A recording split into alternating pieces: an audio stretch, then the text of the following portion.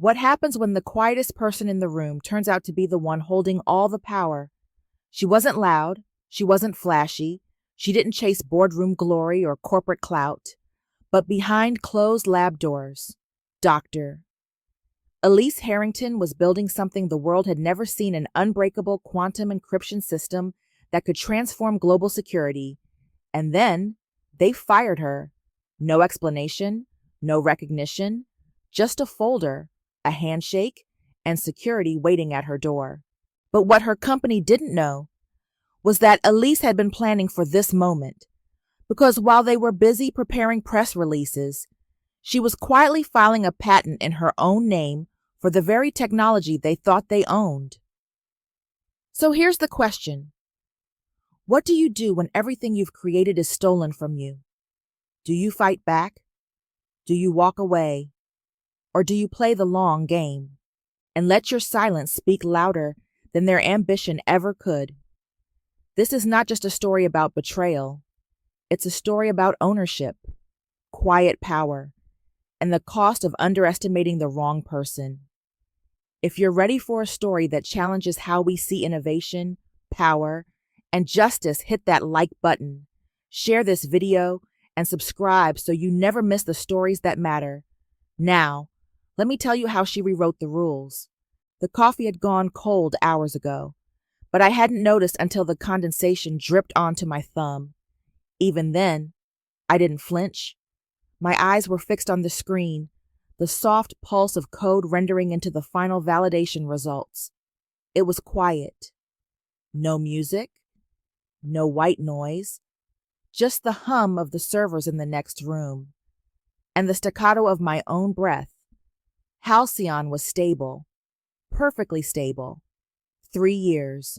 3 years of false starts, theory rewrites, simulations that collapsed under their own weight, and skeptics in pressed shirts who called it too idealistic. But this morning, this quiet, ordinary morning in the glass tower of Novaris systems, everything had changed, and only I knew it. My name is Dr. Elise Harrington. For the past 5 years, I led the theoretical systems lab at Novaris, a team tucked into the far end of the 7th floor, near the server room and always just out of sight. We worked on things most executives didn't understand: quantum state synchronization, multi-layer encryption stacks, and what we called post-truth security. No one cared much until they realized it could make them rich. Halcyon wasn't just another encryption protocol. It was different. It learned. It evolved. It didn't just respond to threats, it predicted them, weaving itself tighter each time an intruder came close. We weren't patching a wall. We were building a self-aware labyrinth. It was, in every technical sense, impossible. Until it wasn't. I had just begun drafting my update to the research board when the knock came. Precise. 3 taps. I glanced at the clock. 9:17 a.m. Exactly. The door opened before I could speak. Victor Langston walked in, as if he owned the floor. Technically, he did Chief Strategy Officer of Novaris, groomed for the CEO seat, and always immaculately dressed like he stepped off the cover of some minimalist tech magazine. His smile was tight. It was curated. He held a folder in one hand, which was unusual. Victor never carried paper. "Elise," he said, voice warm like velvet, but eyes scanning the room. "Just the person I was hoping to see. I was just finalizing the validation data," I replied, gesturing to the screen. "We're ready." "It's perfect," he cut in, settling into the chair across from me. "The board's been buzzing about the preliminary numbers. Government interest. 2 of the top defense contractors are already circling." Something twisted in my stomach. He hadn't even looked at the screen. "You didn't come to talk about the data," I said. Victor tilted his head, the mask of friendliness still plastered on. "There's been a strategic realignment. The board believes Halcyon's in its commercial phase now. We're bringing in a transition team to scale operations. You've done brilliant work, Elise, truly, but we need someone more, outward-facing. I felt it before I heard it. I'm being replaced. He didn't flinch. Your current role is being dissolved. We'll be restructuring the lab under corporate applications. You'll receive full severance 6 months, actually, in appreciation for your contributions. And the standard NDA, of course. He slid the folder across the desk. It was surgical, clinical, like I was some component he was retiring. My fingers touched the folder, but I didn't open it. My heart wasn't racing. There was no outburst inside me, no fire, just a strange, hollow stillness. This is still my project. Victor, I said quietly. It was your project, he corrected. Standing now, security will escort you to collect your things. Please leave any company property on your desk. There it was, the moment, the break. I stood slowly, every movement deliberate. I didn't reach for the folder again. Instead, I looked at him, really looked at him, and said, "Of course, I understand." He blinked, confused, maybe, unsure. He'd expected outrage, pleading, some grand show of ego, but I gave him nothing, just silence. As he turned to leave, I added, "Victor." He paused in the doorway. "You should know, Halcyon's architecture isn't quite what you think." His smile flickered. "I'm sure our new team will figure it out." I nodded. "I'm sure they'll try." Security was polite, too polite. One of them, Jared, I think looked genuinely uncomfortable as he followed me through the corridors, past frosted glass walls and curious glances. From behind one panel, I caught the eye of Rowan Patel, my deputy lead. He mouthed something, but I couldn't make it out. His expression, though, was unmistakable. What the hell is happening? I didn't stop to explain. I couldn't, not yet. At the lobby, they handed me a cardboard box with my name scribbled on it, a photo of my dog, a pen from grad school, one of those quantum entanglement models I'd built by hand years ago. 5 years of work, condensed into a shoebox.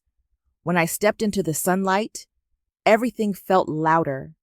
The honk of a car, the buzz of a phone in someone's pocket. The city kept moving, as if nothing had shifted. But something had. I sat in my car for a moment.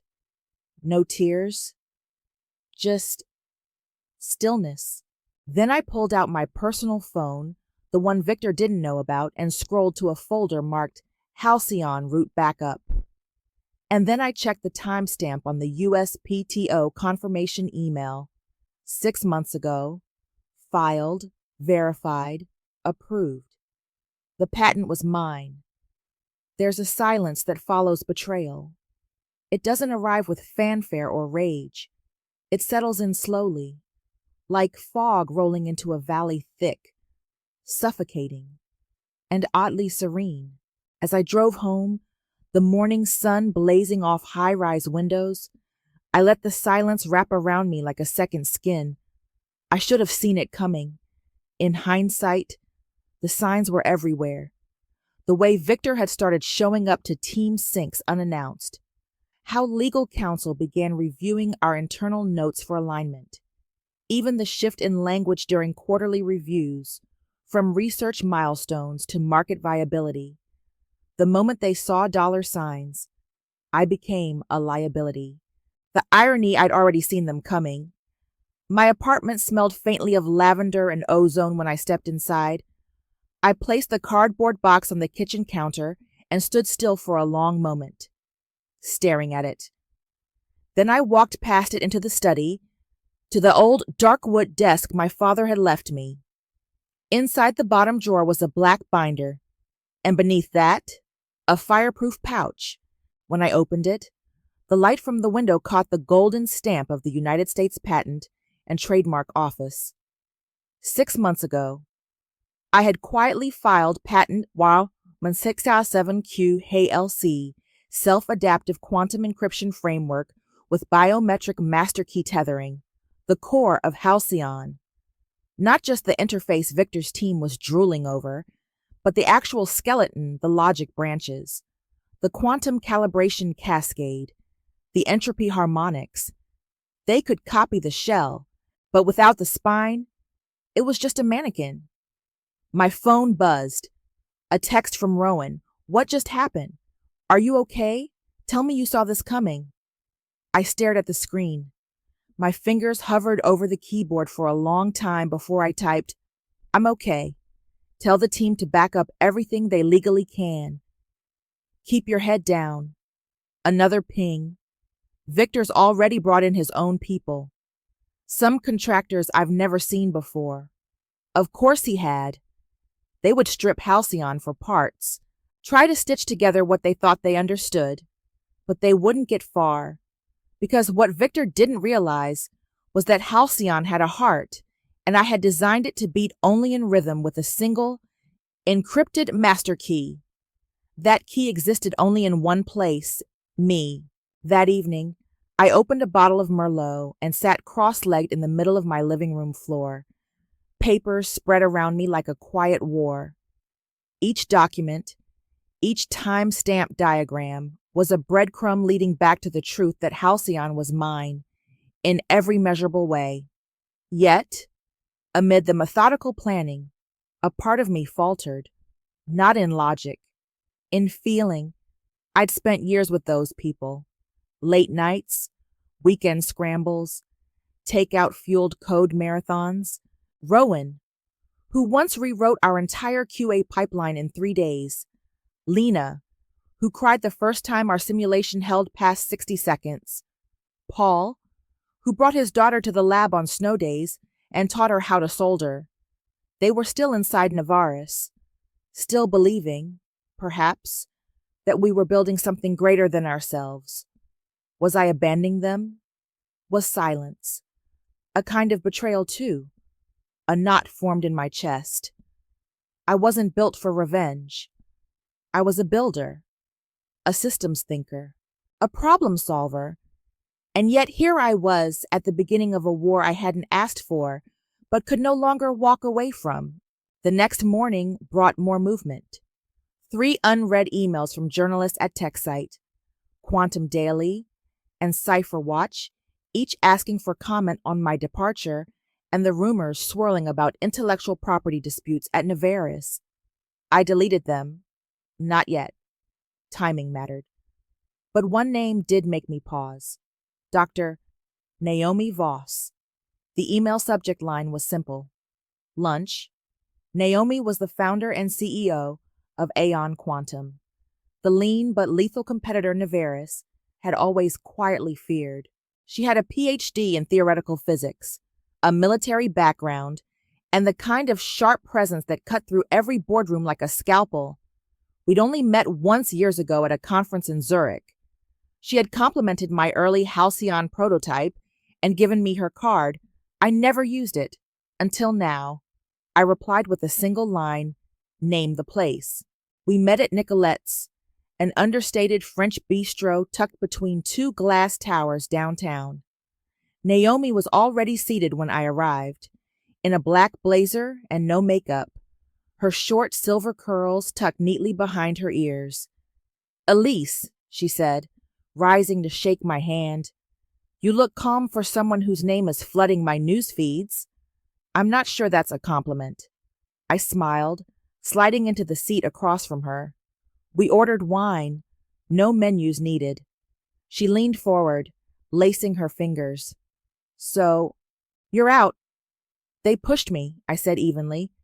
Then try to take what I built. She tilted her head. They still think they own it. They own the name. Maybe a few UI schematics. But Halcyon's real framework is mine. Patented, secured, verified. Naomi's eyes lit up. Not with greed, but recognition. They have the canvas. You have the brush. I nodded. A long silence followed. Not uncomfortable, just dense with unspoken opportunity. Finally, she said, I assume you didn't agree to lunch just to vent? I didn't. I met her gaze. I want to build Halcyon right. Not as a demo tool for shareholders, but as the foundation for something honest, unbreakable. And you need backing. I hesitated. Pride whispered that I could do this alone, but the stakes were too high now. I need infrastructure and people I can trust. Naomi sat back, considering. I tried to hire you 3 years ago. You turned me down. I was loyal, I said softly, to the wrong vision. Naomi pulled out her phone, typed something quickly, and then smiled. Check your email tonight. You'll find an offer with full lab access, top-tier staffing, and equity. But more than that, you'll have autonomy. No suits breathing down your neck. I exhaled. For the first time in 2 days, my body relaxed into the chair. Naomi raised her glass. To reclaiming what's yours, we clinked. I didn't know it yet, but that clink was the sound of battle lines being drawn. Some battles begin with declarations. Mine began with silence. After lunch with Naomi, I went home and shut off my phone for the rest of the day. Not out of fear I'd already made my move, but because I needed stillness. In a world that prized noise, spectacle, and fast reactions, I needed to remind myself that true power often unfolded in the quiet. I opened my laptop, not the Novaris issued one, of course. This was my personal system, air-gapped, offline, untouched by company servers. From it, I accessed Halcyon's deep root architecture, the core sequences I'd written by hand during sleepless nights. No one at Novaris had seen these, not even Rowan. Every branch of logic, every adaptive layer, every biometric tether. I had built this in my apartment, in the early hours, driven not by deadlines, but by obsession, and I had proof of it all. I opened the encrypted archive labeled Origin. Inside were 3 years' worth of time-stamped logs, Git commits, signed PDF research notes, screen recordings of tests, even voice memos to myself during debugging marathons. I had footage of the very first successful stabilization, the moment Halcyon held quantum state beyond 90 seconds. It was shaky, filmed on an old webcam, my face half lit and exhausted, whispering, "You did it. Elise, you did it." Watching that video now, I felt something in my throat tighten. I hadn't watched it in over a year. At 9:12 p.m., I called Harriet Sloan, my patent attorney, and one of the few people I trusted without question. She answered on the second ring. "That was fast." "You've seen the news?" I asked. "I've seen enough. Novaris is about to step on a landmine. I need to make sure the explosion lands on the right person." Harriet's voice sharpened. "Tell me what you need. I want to authorize full defense posture on the Halcyon patent. Preemptive filings, lockouts, notification to the USPTO about pending infringement. If they try to access protected modules or spin off derivatives, we'll be ready," she said before I could finish. "They can bluff all they want, but they're 5 steps behind." There was a pause. "Elise," she added, more softly, "this is going to get ugly." I closed my eyes. "I know. You okay?" "I'm not angry," I said, surprised by my own answer. "I'm tired, but focused." Harriet smiled through the phone. "Then they have no idea what's coming." The next day, I woke to a quiet storm. Half the tech blogs were running speculative pieces about my exit. Some framed it as a simple restructure. Others hinted at something deeper, a power grab, a founder's conflict, a patent dispute. None of them had the full picture yet. That was intentional. But someone else had caught on. A text from Rowan Victor just called a closed meeting. Everyone's tense. They tried to run the demo this morning.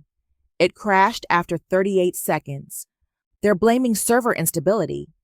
I checked the logs. They're trying to reverse engineer the encryption logic, but it's not holding. Then a second message. Tell me there's a reason you're letting them flail like this. I stared at the screen, thumb hovering over the keyboard. Then, slowly, I typed, they took Halcyon from me. Now they have to understand what they actually took. But beneath the certainty, there was something else stirring. Guilt. These people, Rowan, Lena, the dev team, they had believed in me, trusted me.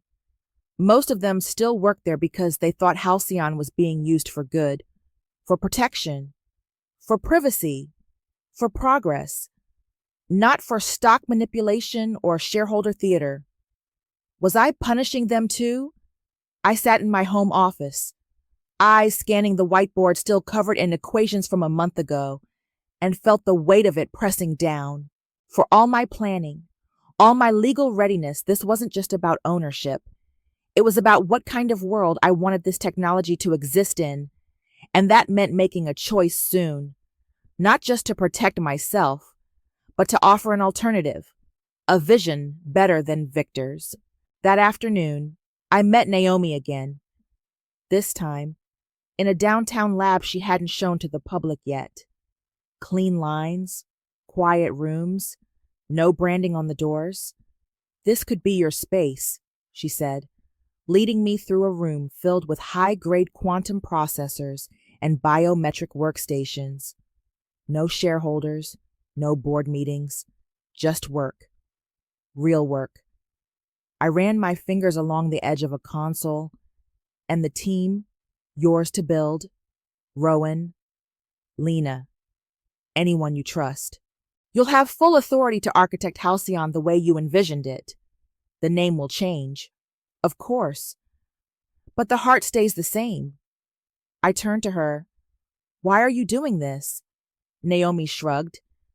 Because I've seen what happens when good people stay quiet, and because you remind me of who I used to be before I had to play CEO. I smiled, and for the first time in days, meant it. That night, I drafted a single email, not to the press, not to the board of Novaris, but to my old team. Subject, what comes next, body. I know many of you have questions. Some of you are scared, others are angry. I don't blame you. I was silenced without warning. But Halcyon was never about one company. It was about a future where privacy could be real, not bought and sold. I'm building again, a space where innovation isn't treated like currency, but like contribution. If you still believe in what we started, then know this, you're not alone. Elise. I hit send, then I sat back, the weight in my chest finally loosening.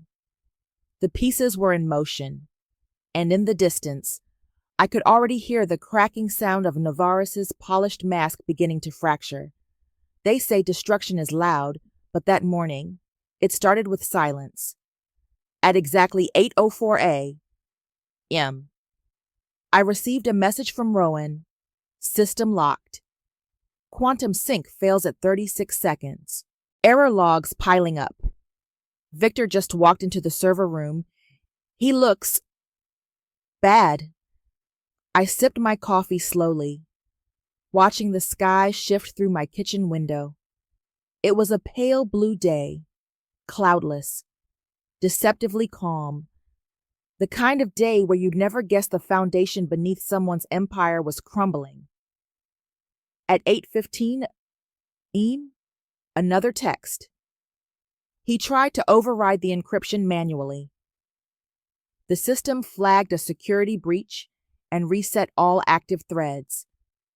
He threw his tablet across the room. I smiled, not with cruelty, but with clarity. I'd warned him. After all, Halcyon wasn't designed to be forced open. It wasn't a vault.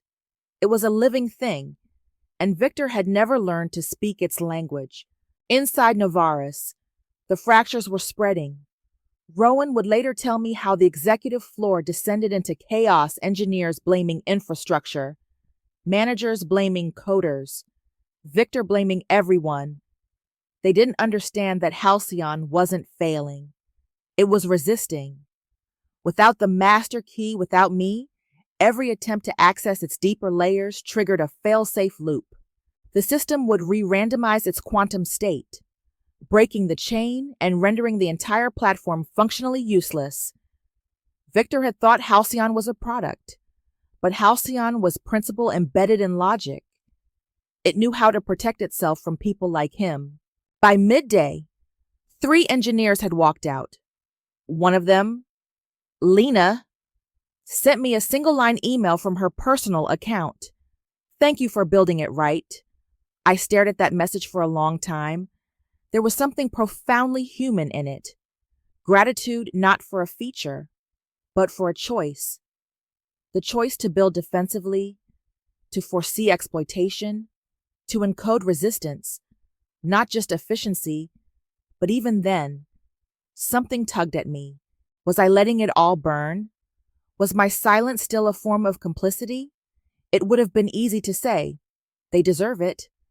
To believe that letting Novaris collapse under its own greed was justice.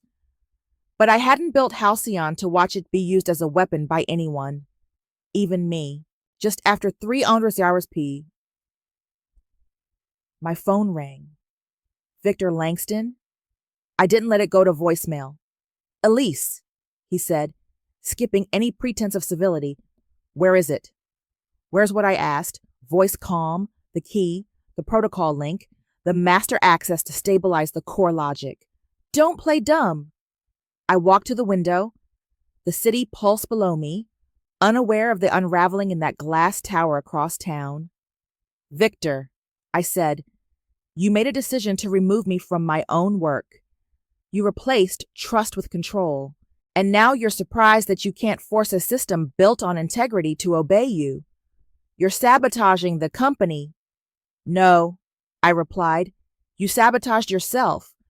I just refused to help you finish the job." There was a pause. I could hear him breathing hard. "We have investors flying in from Berlin, Tokyo, São Paulo.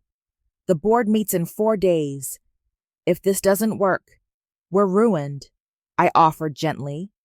Another pause. This one deeper, quieter, like something inside him finally realized the scope of his miscalculation. "We can fix this," he said, almost begging. "Come back. We'll renegotiate.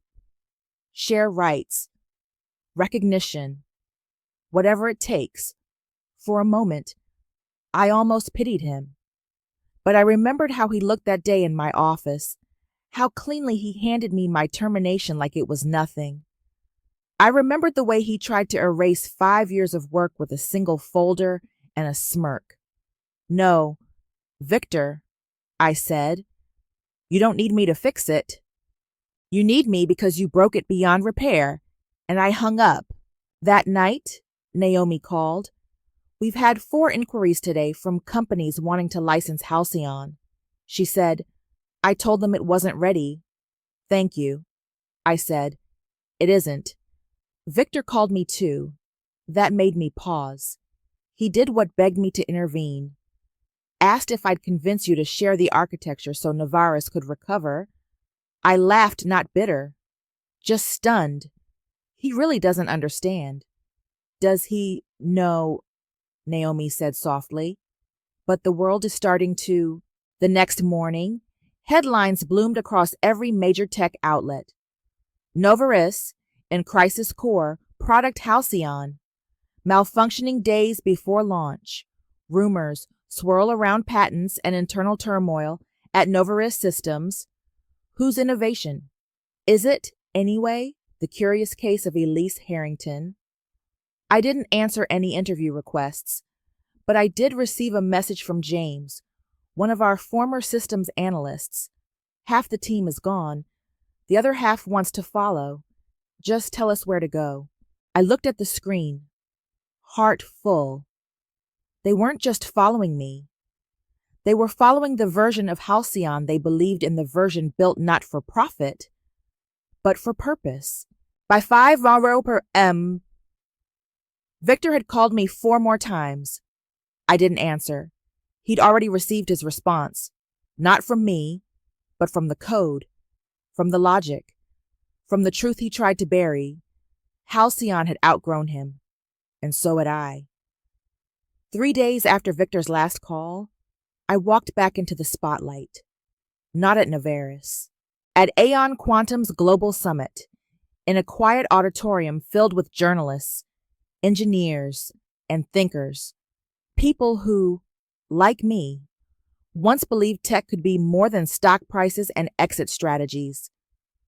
I stood backstage in a soft navy blue suit, Naomi beside me, both of us watching the projection screen as the title faded in Reclaiming the Future Ethics, Ownership, and the Next Leap in Quantum Encryption. She looked at me with the faintest grin. "You ready, No?" I said honestly. "But it's time." When I walked onto the stage, there was a moment of stillness, like the room collectively inhaled and didn't exhale. Some recognized me. Some had only read the articles. But every eye was fixed on me now. "My name is Dr. Elise Harrington," I began, letting the microphone pick up the calm in my voice. 3 years ago, I started building something that I believed could redefine how we protect information, how we protect people. It was never meant to be a product. Pause. It was meant to be a promise. I watched heads tilt, pens stop moving. In recent days, you've heard rumors that the Halcyon encryption system, the one previously housed at Novaris Systems, has experienced critical failures, that questions of ownership and integrity have surfaced. I let the silence grow, like a door cracking open. Today, I'm here not to defend my role in creating Halcyon, but to reclaim it, not just in name, but in spirit. I took a breath, then nodded toward the technician. At the corner of the stage, on the screen behind me, a real-time interface blinked to life, smooth, stable, flowing like it was breathing. "This is Halcyon," I said, "not the broken fragment stripped of its roots, but the original living system, adaptive, biometric, transparent." A hush fell. Licensed under my name, patented and verified. And now, protected by a team that believes technology should serve trust, not power. After the presentation, I was swarmed. Not with cameras. Naomi had made sure press was limited, but with people, real engineers, former colleagues, even a few old rivals who offered silent, grudging nods of respect. I spotted Rowan near the back. He stepped forward and held up 2 fingers in mock salute. "You always hated the spotlight." And yet, I smiled. "Here we are." He pulled out a small flash drive. "The others asked me to give you this. Logs from the past 2 weeks. Proof of tampering. Of Victor rewriting architecture he didn't understand. In case it helps the lawsuit." I took it carefully. "It helps more than you know." Later that evening, back at the new Aeon lab, I sat alone in my office with the lights dimmed. On the wall opposite me hung 2 things: a framed copy of USPTO patent 16VQ Halc, and a news clipping from the day before, headline, "Bold Novaris, CTO steps down amid backlash over encryption failure." Victor's face was blurred in the image, half-shadowed. Anonymous sources had detailed his internal collapse, how he tried to spin the failure as technical, only to be undone by the board discovering the patent had never belonged to Novaris in the first place. The story had gone viral. So had the backlash. Investors were demanding their money back. Legal teams were scrambling to limit exposure. Staff morale had plummeted. And more quietly, more devastatingly, trust had eroded. In the world of encryption, trust was everything. At 10:43, Naomi walked into my office holding 2 glasses and a bottle of champagne. "Official welcome gift," she said, "and an apology for not stealing you away years ago." I laughed, a deep, tired laugh that loosened something in my chest. "You would have hated me then," I said. "I was still trying to prove I belonged." Naomi poured. "You never had to prove it. They just weren't ready to see you." We toasted, clinked, and fell into a comfortable silence.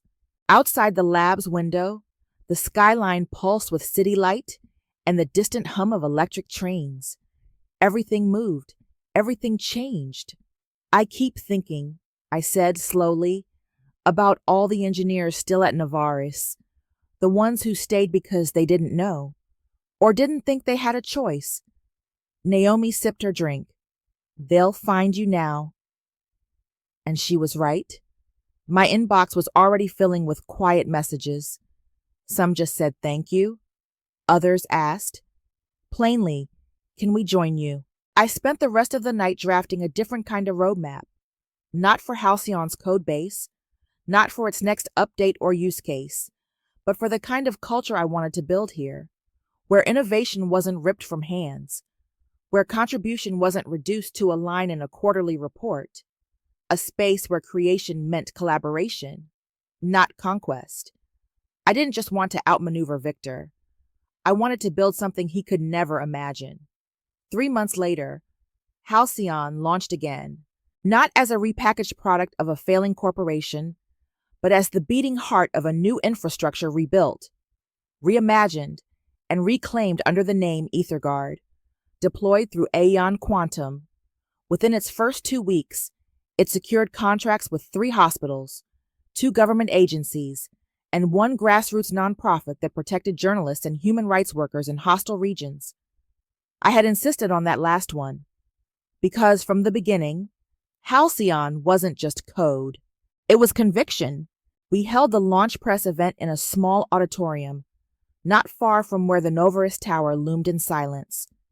No confetti, no overpriced catering, just a team of engineers, a simple demonstration, and a message security should belong to the people who need it most, not the ones who can afford to exploit it.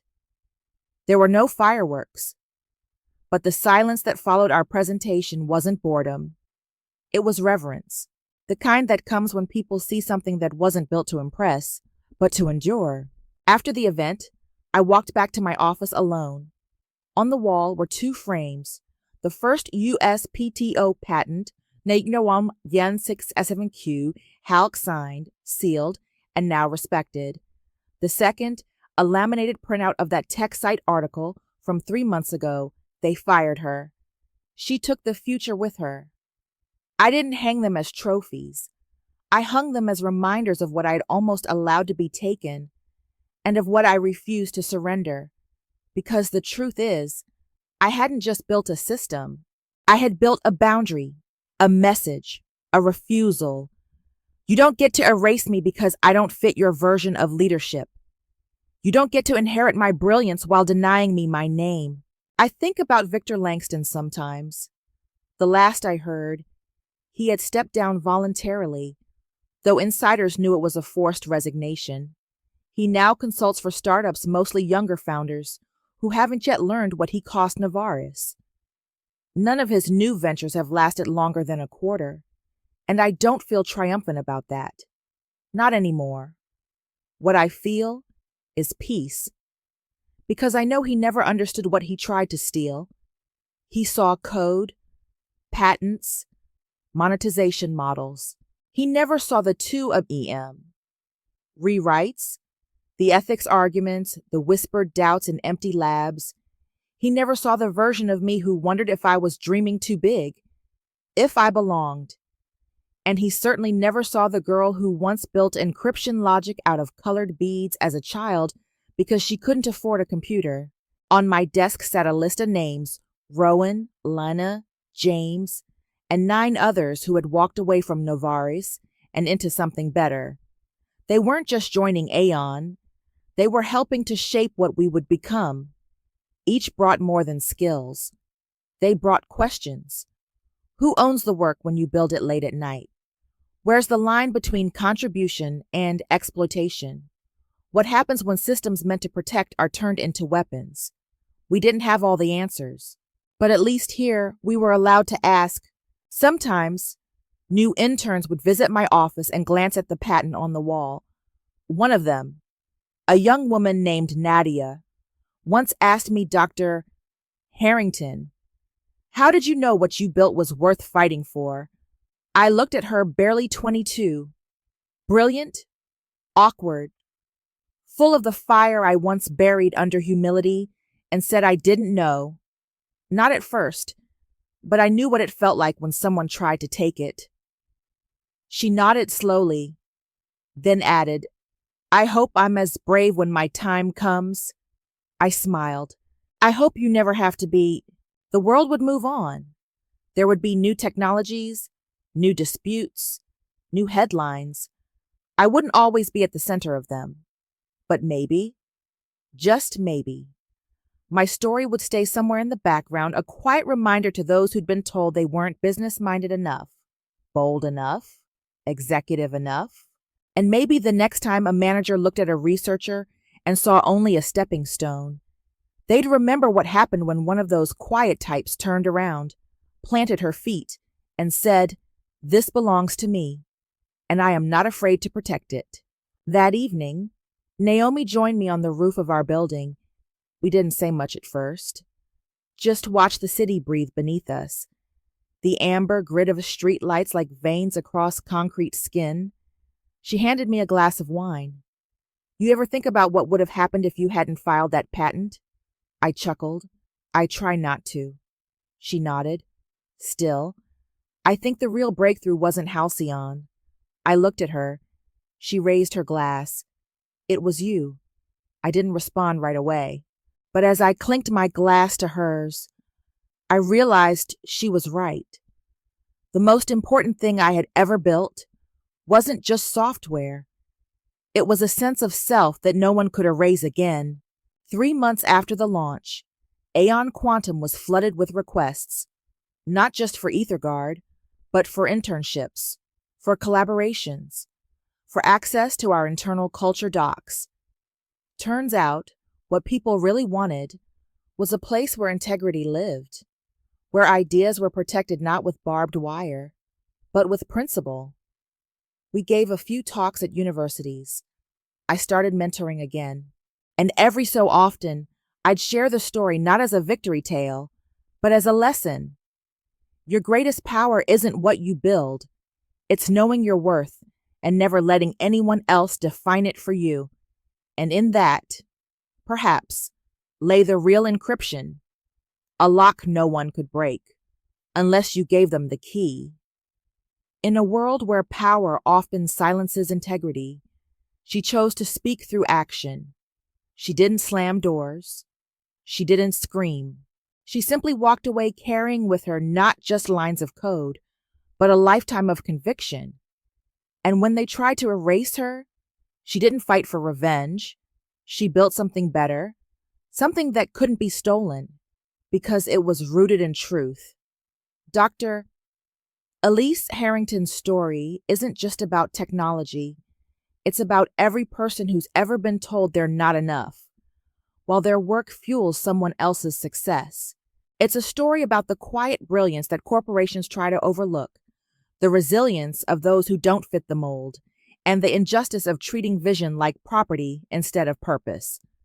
So the next time you see someone sitting quietly in a meeting or working late while others take credit, ask yourself, are they being celebrated or simply tolerated? Because maybe, just maybe, they're building something that could change everything. If this story moved you, please like the video, share it with someone who needs to hear it, and subscribe to the channel so you don't miss the next one. We have more stories coming, real, powerful, and unforgettable, about the people who stayed true to themselves in a world that told them not to. Until next time, stay kind, stay bold, and never let them define your worth.